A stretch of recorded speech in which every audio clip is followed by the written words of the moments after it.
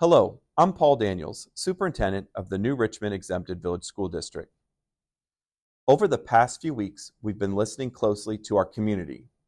Two questions rise above the rest.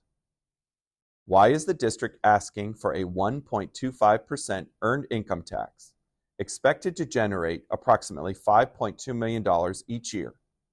And if the earned income tax levy does not pass, what $2 million in reductions would we have to make? The answer begins with what we've lost. The closing of two local power plants, most recently Zimmer, has taken away a major source of funding for our schools. For decades, Zimmer alone generated approximately $4 million each year for our district, and this revenue is expected to decline as the plant is devalued. That's nearly 15% of our operating budget. Additionally, the deregulation of utility property taxes costs the district between $300,000 and $350,000 every year. Together, that's a $4.3 million gap in our budget, and that's before factoring in rising costs such as fuel, insurance, and electricity. In nearly 50 years, our district has only asked voters to approve two operating levies. We've stretched every dollar and avoided the frequent levy cycles many other districts face. But our revenue is projected to fall below $25 million by fiscal year 2027.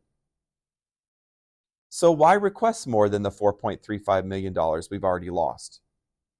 Because an earned income tax takes time to phase in. Unlike a property tax, which is collected immediately, income tax revenue accumulates over 3 years. In year one, we'd receive about $307,000. In year two, about $3.6 million. By year three, the full $5.2 million. That gap is why the request is set at 1.25%. If the levy passes and the state funding remains steady, this will provide long-term stability and prevent us from returning to voters every few years. By law, we can only propose earned income taxes in 0.25% increments.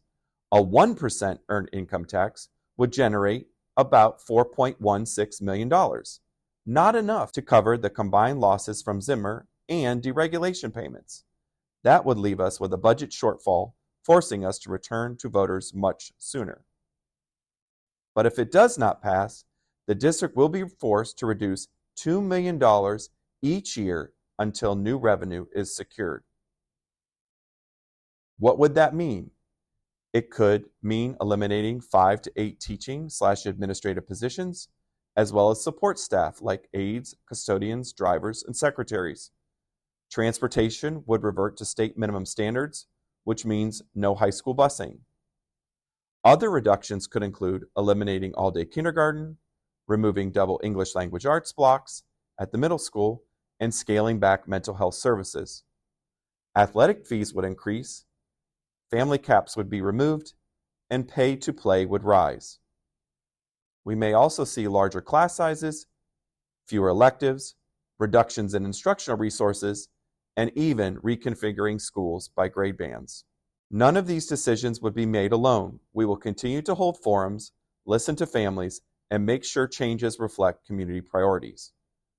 Thank you for listening. If you have any questions, please use our Google form or reach out directly via our website.